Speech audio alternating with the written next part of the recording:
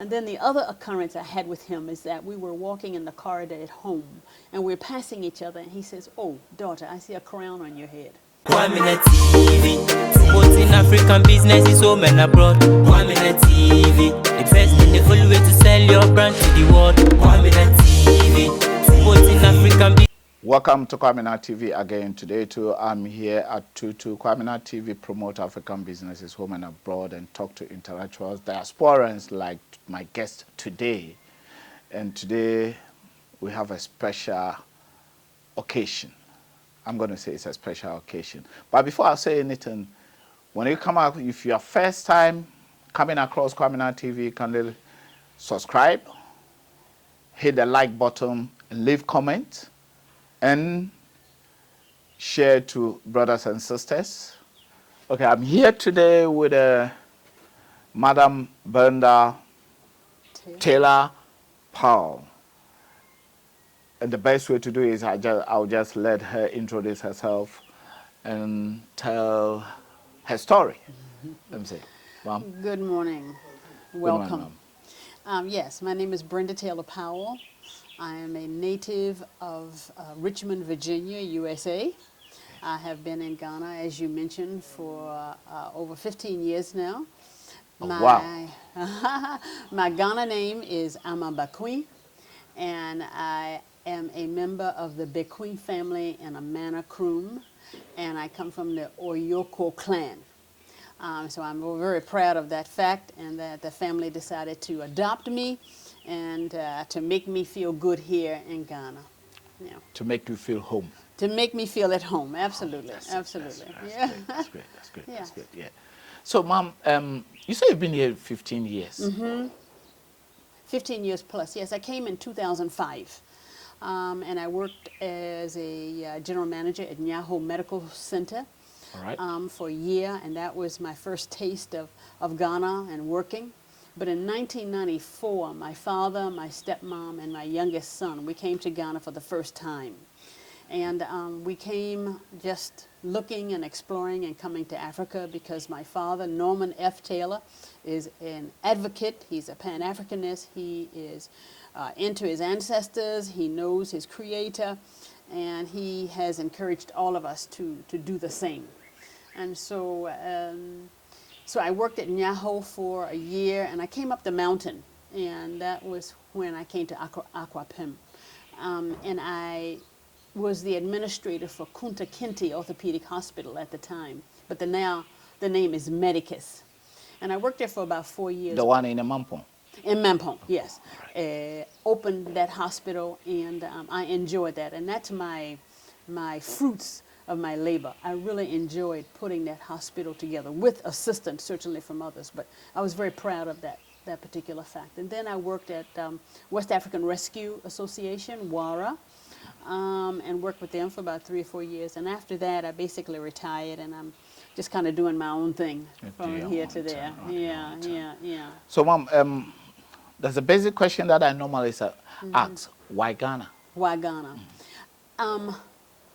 You know, Africa was the goal, Africa. But with Nana Barago, Asantewa, what happened was that my father met Nana years ago, and she encouraged us to come to Ghana, and she was doing tours at that time. And so my father hooked up with her, and we decided to come, and that was in 1994. And we came, we stayed for 2 weeks. We were at Tisano in the Sana Lodge. And at that time, things were just really great. Not that they're not great now, but they were different. And so doing networking and enjoying people and that whole piece just gave that whole foundation to come back to Ghana. And so I think what happened was that since we had been coming to Ghana, that was the place. It was English speaking, people were so hospitable, they came to welcome you and whatever, and it just made it easy. So after that time, every year for my vacations from work, I'm coming to Ghana. I didn't go any place else for vacation, I came to Ghana. From 1994? From 1994. So my networking increased. And I think that you have to have support systems here and people that know you, and I was able to do that. And so I enjoy that, and I really like that. And That you worked really for like me. that. Wow, that is great. Today is a special day for you. Yes. We jump into that because of our time. Today is a special day for you. Yes. What is the special day? You're going to tell us your own story. So, what is Okay. going to happen today? Today is a special day. It's going to be very eventful. It's going to be a journey that I guess I started a long time ago with my dad. And I have to say to you that my dad said to me, as a younger woman, daughter, go home. Put your foot on your mother. And mother is Africa. Come home, because that's where you belong. And so in a way, I feel like I'm living out a legacy for him. And then the other occurrence I had with him is that we were walking in the corridor at home, and we were passing each other, and he says, oh, daughter, I see a crown on your head. And I'm going, oh, my goodness. But I didn't do anything with that. That was in the States? That was in the States. Okay. That was in the States. And so since I've been here, and I'm looking at all of these things, and I'm saying to myself, maybe this is what should be done. So I'm listening to my dad. He's my person, and I know he's with me spiritually. He passed away and is not able to be here, but I know he is here. He's not here physically, but he's here spiritually. So today is my installment as Ankobia, which is a queen mother in the town of Tutu, Akwapim. Ago Nana Ama Bekwe.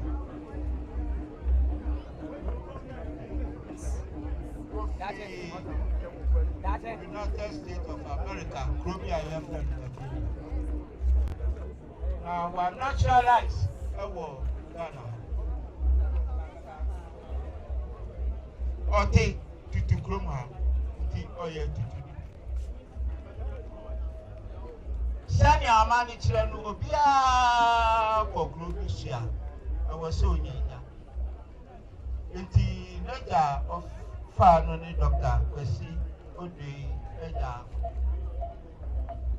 enti bra nana tutu nani a ohun no oma naja odui eja ko ti enti sa ene ohun wa ha na waka nananu akọbiafo no ho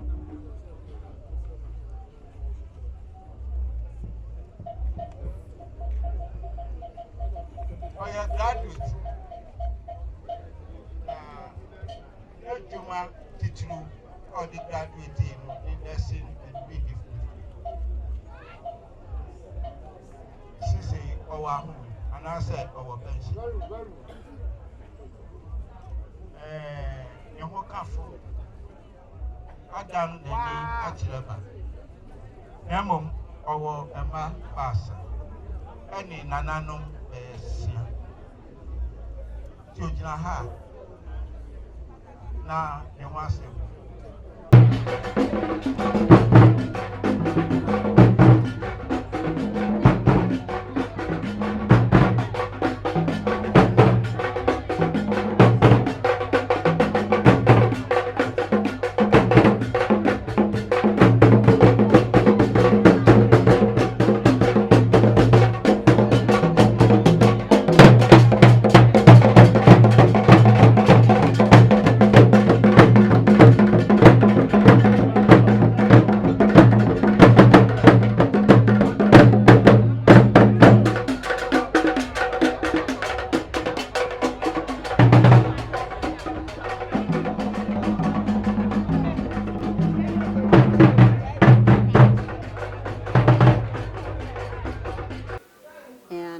I was approached by the sub-chiefs and the Tutu Hene for this particular position, and I feel like it's an honor and a privilege for me to even be approached to do this, because I think it's a very sacred piece.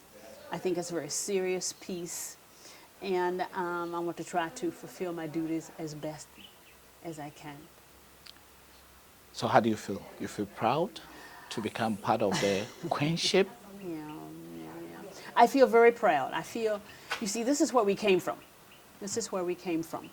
The Queen Mothers and the chiefs and that whole piece has been in place. Okay, and so that's where we come from.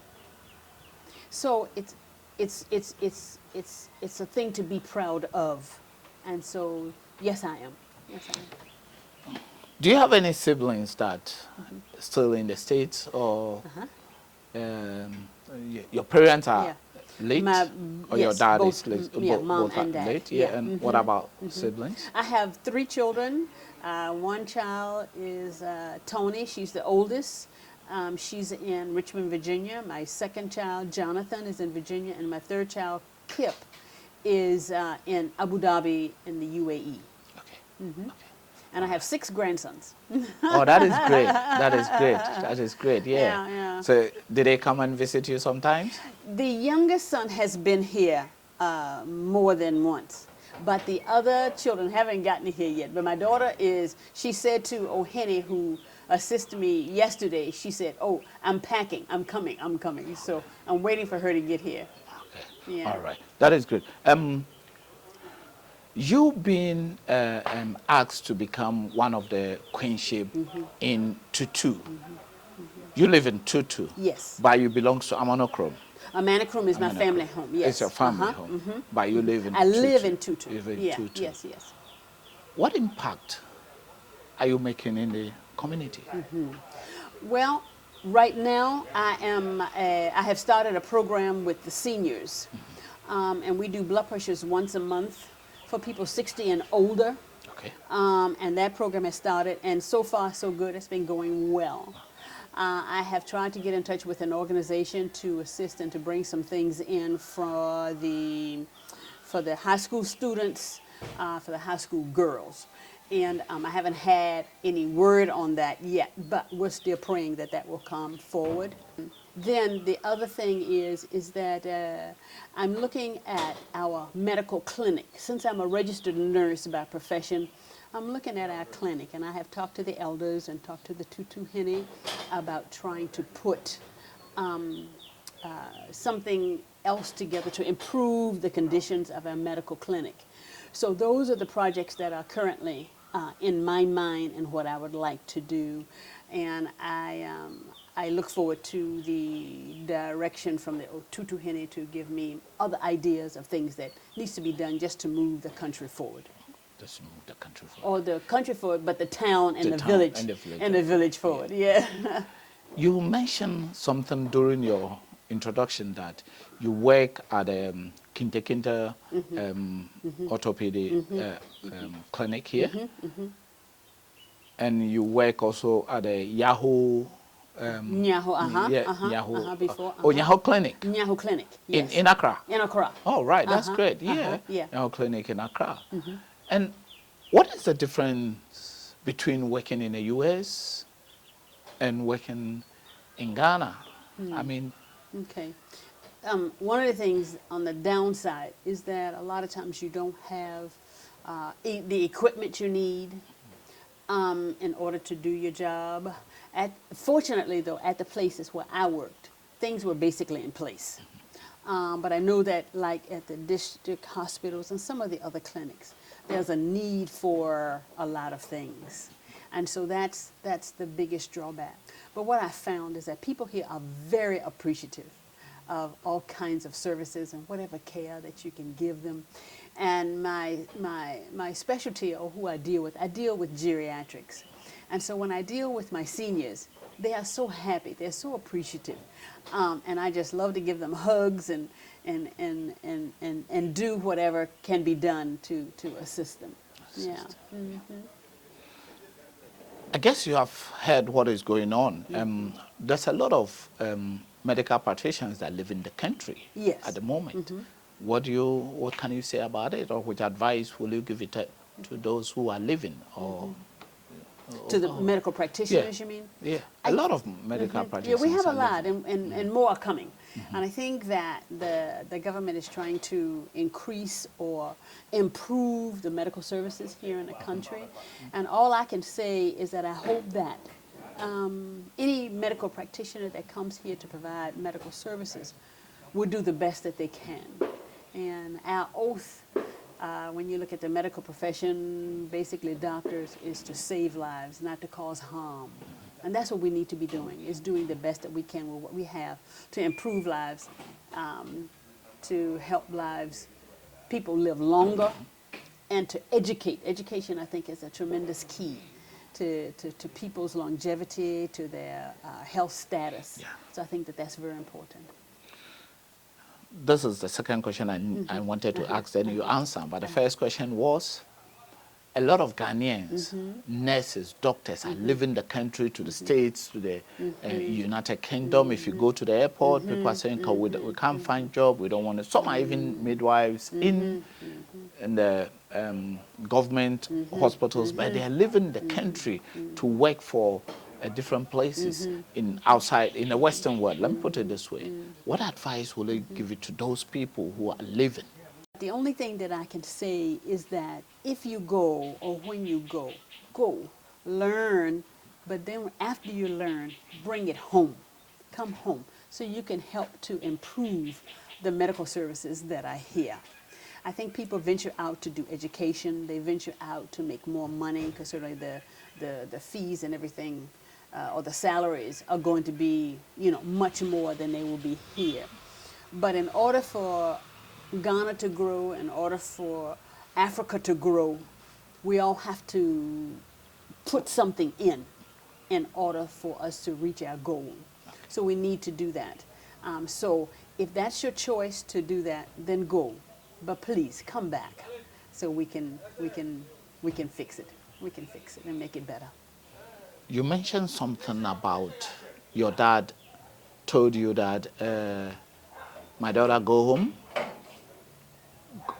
Yes, he did say that. You mentioned something that he said, go home.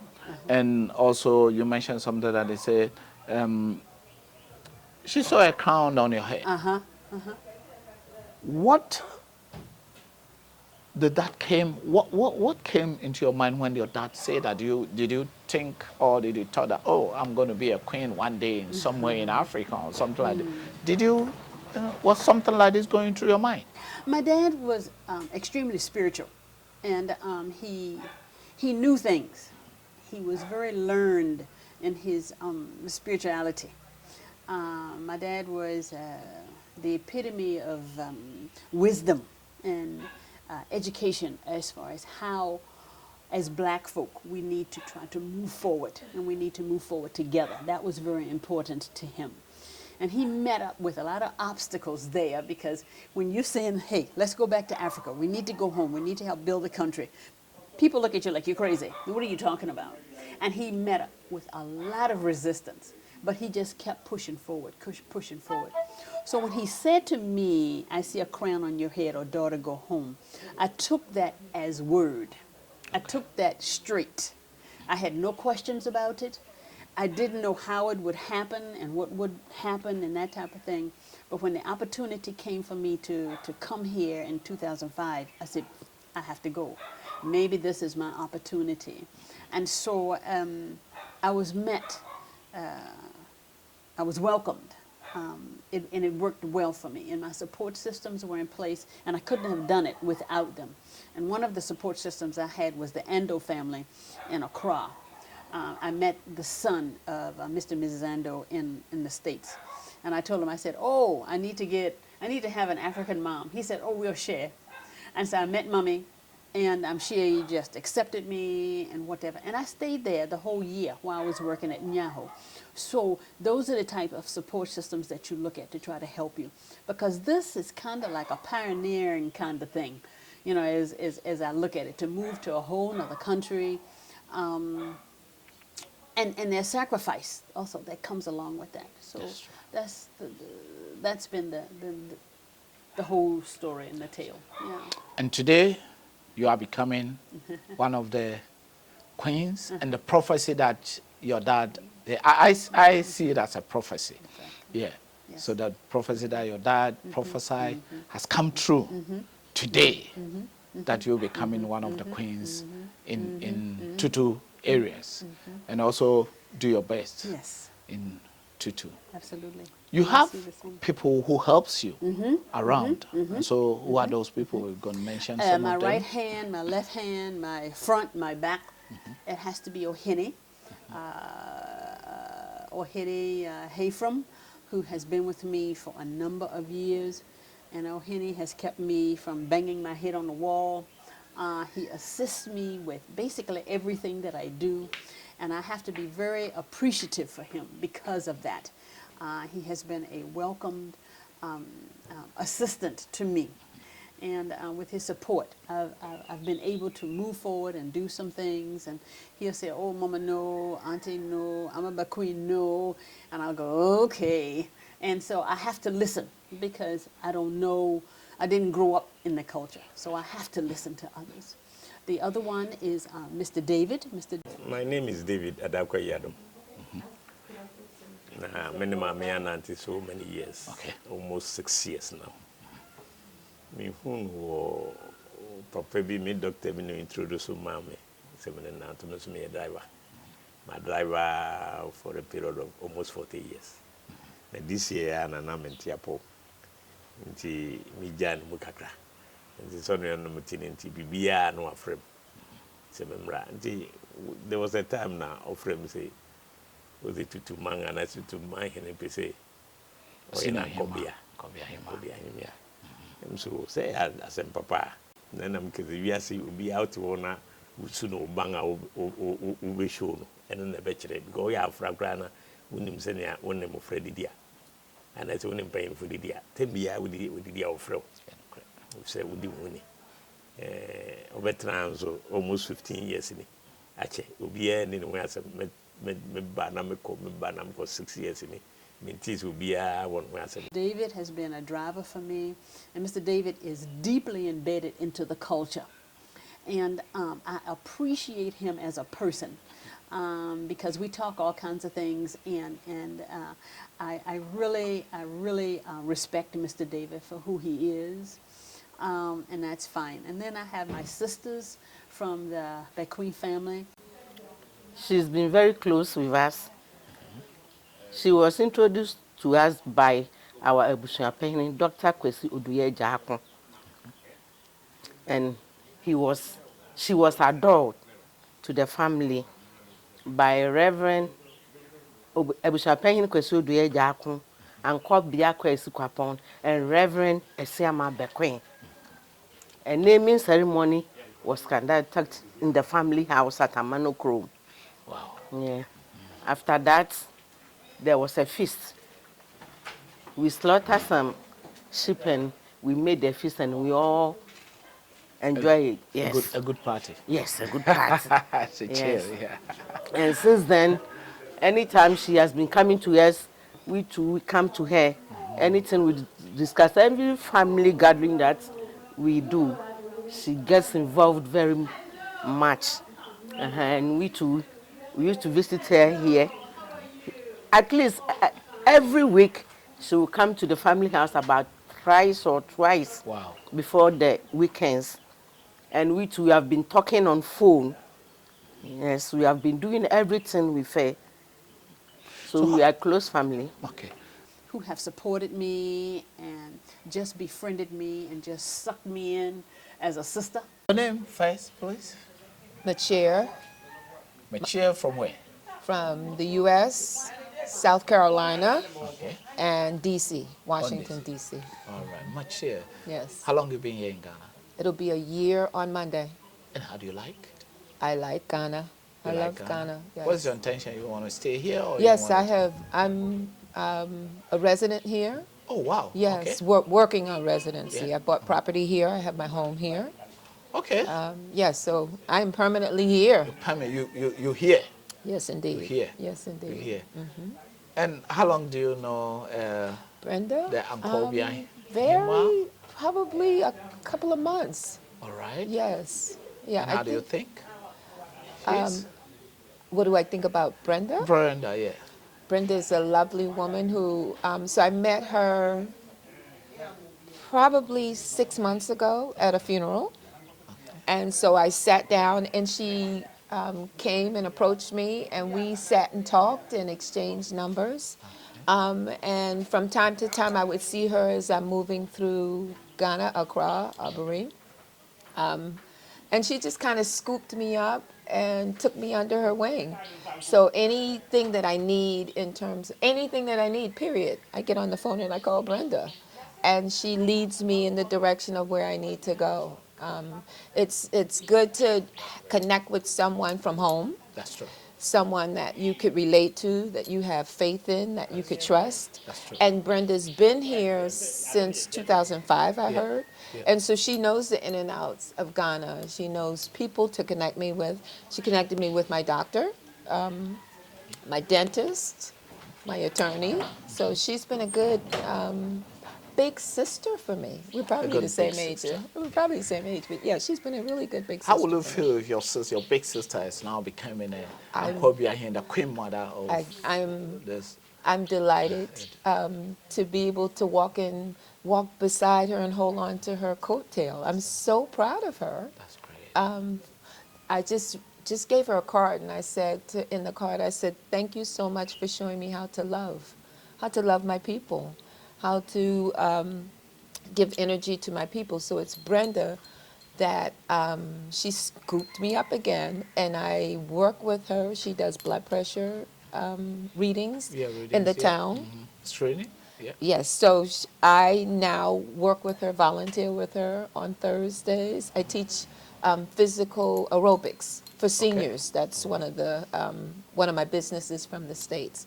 So when she told me that she was doing a blood pressure screening, I asked her if it would be all right if I tagged along and do some aerobics with the seniors. So for the past 2 months, this will be the third month, the next 2 weeks, I come and teach aerobics to the seniors after she does the blood pressure. Okay. Because of our time, what advice will you give it to the other diasporas or the African descendants who are still in the States or in the Western world? In terms of coming to Africa, come to Africa.